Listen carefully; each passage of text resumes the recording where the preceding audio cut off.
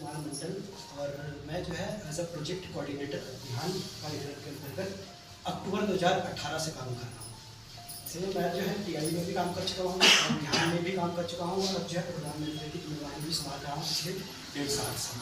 तो कोशिश कर रहा हूँ कि जो जिम्मेदारी टीआरटी के माध्यम से मुझे दी जाती है, संस्था के माध्यम से दी जाती है, तो ग्राउंड लेवल पर उसको लेके जाने का मेरा प्रयास रहता है। आप सभी को बुला करके आज जो ये बैठक करने का मेरा उद्देश्य था वो यही था कि ये जो समन्वय था, मैडम सभी को नहीं जानती थी, हमारे डायरेक्टर साहब सभी को नहीं जानते थे, आप सभी एक दूसरे को नहीं जानते थे।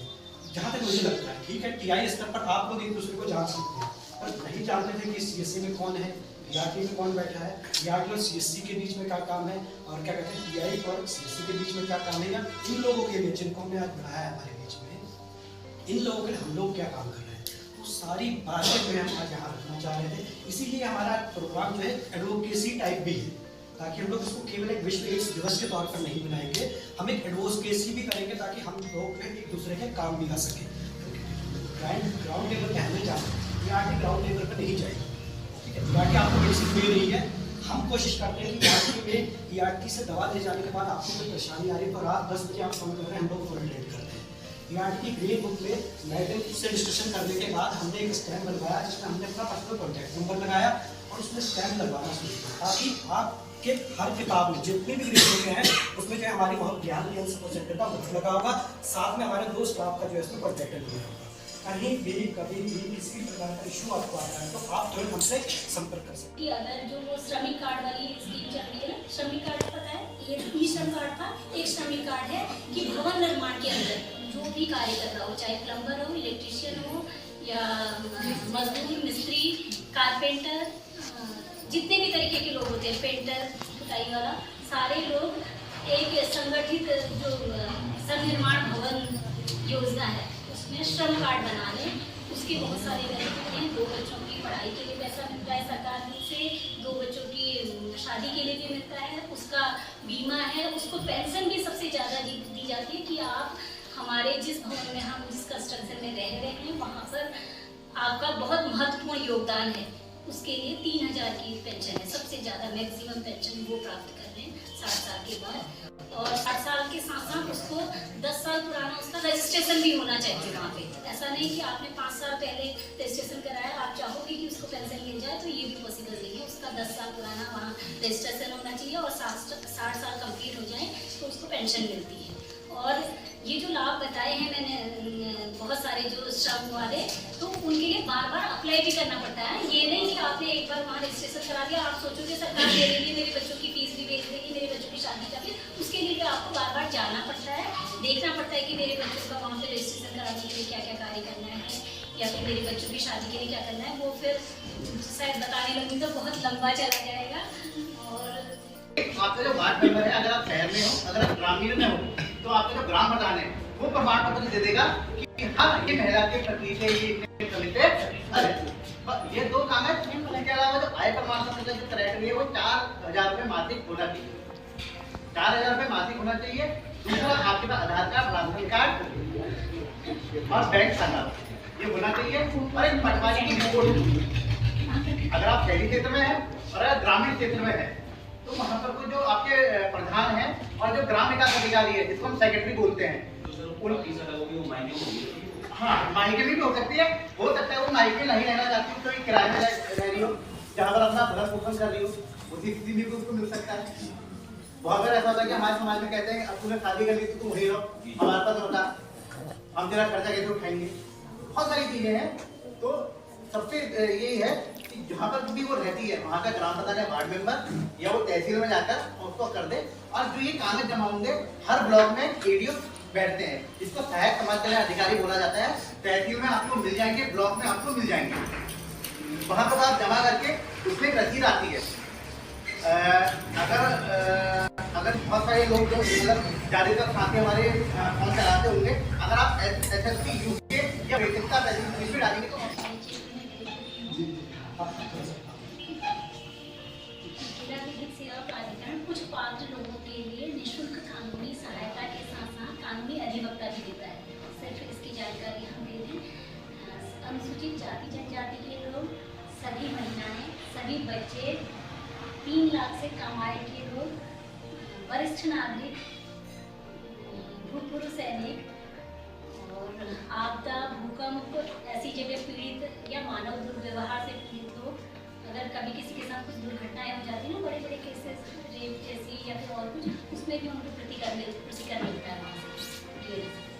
और औद्योगिक क्षेत्र में कामगार सभी मजदूर और इस तरीके के 11 तरीके के लोग हैं ये जो पात्र लोग हैं, उनको निःशुल्क कानूनी सहायता के साथ साथ कानूनी अधिवक्ता भी फ्री मिलता है।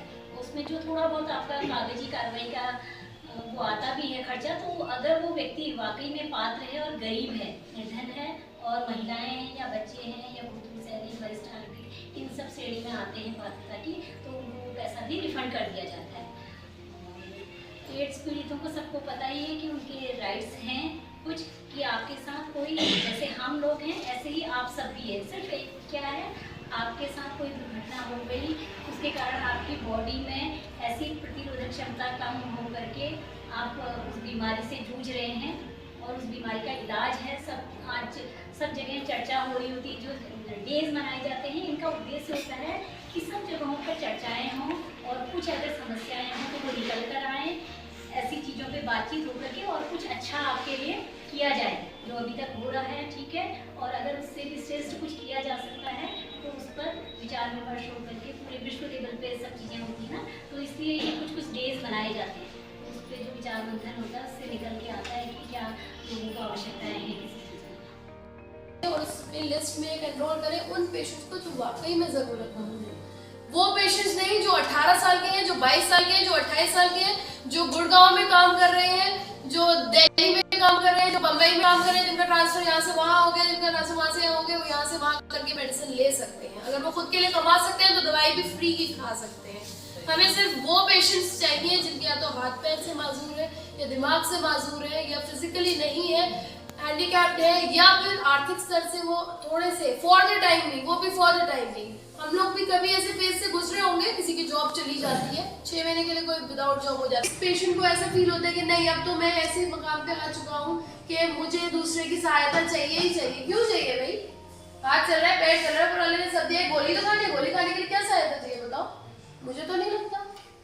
जब ऊपर वाले ना अच्छी तरह से फाइल हो रही है, आप ऐसे देखिए दूसरा पेशेंट जो उससे ग्रस्त है और उस जैसे सर ने बोला था कि डिप्रेशन में है जो पेशेंट, क्यों है डिप्रेशन में? मुझे तो आज तक ये समझ नहीं आया कि डिप्रेशन में क्यों है, क्या चीज है ऐसे उसमें डिप्रेशन होने के लिए? सिर्फ एक गोली खाना, एक गोली खाने के लिए हम क्यों डिप्रेशन में है? और या तो उसका इलाज नहीं होता। कोविड आया था, कोविड के लिए सारे डॉक्टर्स ट्रीटमेंट ढूंढ रहे थे, जब तक वैक्सीन नहीं आई थी इलाज ढूंढा जा रहा था। इसका तो इलाज है, तो डिप्रेशन किस बात का है? तो इसलिए भी आप टू फाइंड सब चीजें निवेदन करेंगे। आप लोग किसी अलग साइकोलॉजी में काम कर रहे हैं तो कोई पेशेंट में इस तरह कोई मिलता है आपको फील्ड में तो उसकी HIV जांच अवश्य करना है। और चीज़ के बाद ये कहते हैं 2 सप्ताह से ज़्यादा और तो खांसी की जांच कराते हैं जो इस प्रोजेक्ट में काम करते हैं, तो ये चीज़ें लागू नहीं होती हैं और उनको माइक्रोस्कोपी वाली जांच में नहीं होती, सीधे एक CBR करके जांच होती है जिसमें TB प्लस उसका जो ड्रग रेजिस्टेंस है उसका पता चलता है। तो बाकी सारी सुविधाएं हमारे केंद्र में मौजूद है, यहाँ पर अजमेर में TB क्लिनिक में है और ये सिस्टर बड़ी हॉस्पिटल के बाद TB सेल डिपार्टमेंट है वहाँ पे है, तो आप लोग वहाँ पे कर सकते हैं। समाज कल्याण विभाग की ओर से आता है जो आपको बताना चाहिए। इसके अलावा हमारा बहुत एक महत्वाकांक्षी योजना भी संचालित भारत सरकार ने अभी करी है, मिशन वात्सल्य कर स्पॉन्सरशिप योजना। जैसे पहले बताया कि यहाँ पर साथी मैडम जो है वो हमारा बहुत सारे बच्चे जो ऐसे हैं जो गंभीर बीमारी से ग्रसित है, उन बच्चों को हमारे पास लाके उनको अभी तक हम लाभ दे रहे थे, लेकिन वो केवल 3 साल तक दे रहे थे। ठीक है, अबव है या 50 प्लस है जो किसी भी बीमारी से ग्रस्त है, जैसे हार्ट पेशेंट्स है, किडनी पेशेंट्स है, डायलिसिस पेशेंट्स है, या कोई भी कोमॉर्बिड कंडीशन यानी कि कोई ऐसी बीमारी जो हमारी जान ले सकती है, उस तरह के पेशेंट्स हैं, उनको ये मेडिसिन घर तक पहुंचा सकते हैं। But a clause comes into that कि उस तरह के पेशेंट्स भी जब ठीक होते हैं तो वो हमारे ART सेंटर पे आए और आके मेडिसिन ले। ऐसा नहीं हो सकता कि ये लोग भी हमेशा आपको दवाइयाँ प्रोवाइड करा दें। 1-2 फ्रैक्चर के पेशेंट्स आते हैं या कुछ पेशेंट्स ऐसे आते हैं, हमारे सबकी लाइफ में एक ऐसा फेज आता है जो हम एडमिट होते हैं, हम घर से बाहर नहीं निकल पाते, सबकी लाइफ में ऐसा फेज आता है, तो ये लोग प्रोवाइड कर जाते हैं। अब पेशेंट कम्स एंड सेज कि आप मुझे दे देर और जिंदगी भर दवाई, है ना, वो हैंडीकैप्ड हो जाता है। पेशेंट बीमार था, हैंडीकैप नहीं था, लेकिन हम लोगों ने आपको हैंडीकैप कर दिया। बीमार है ऑलरेडी, वो भी तब सक्सेसफुल हो सकता है, और जो हम करने जा रहे हैं वो भी तभी सक्सेसफुल हो सकता है जब हमारे पेशेंट्स आगे बढ़ के आए और उस चीज को एक्सेप्ट करें कि ये जो है ये एक हवा नहीं है, कोई समथिंग डिफरेंट चीज नहीं है।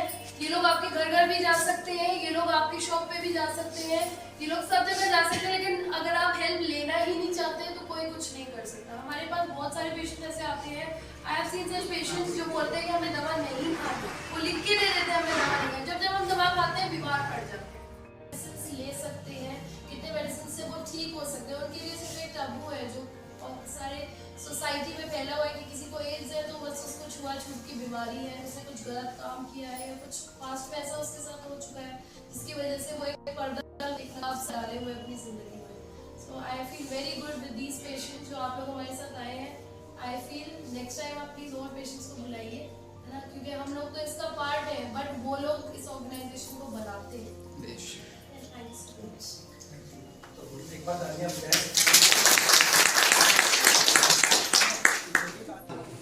मैं देखता हूँ।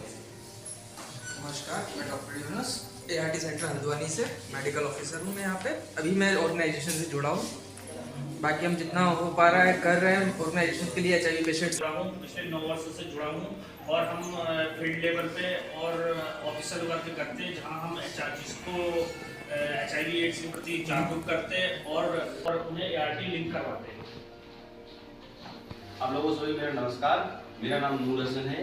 मैं आदर्श सेवा संस्था में पिछले 9 साल से काउंसलर पद पर कार्यरत हूँ और हम लोग HIV माइग्रेंट पॉपुलेशन पर काम करते हैं।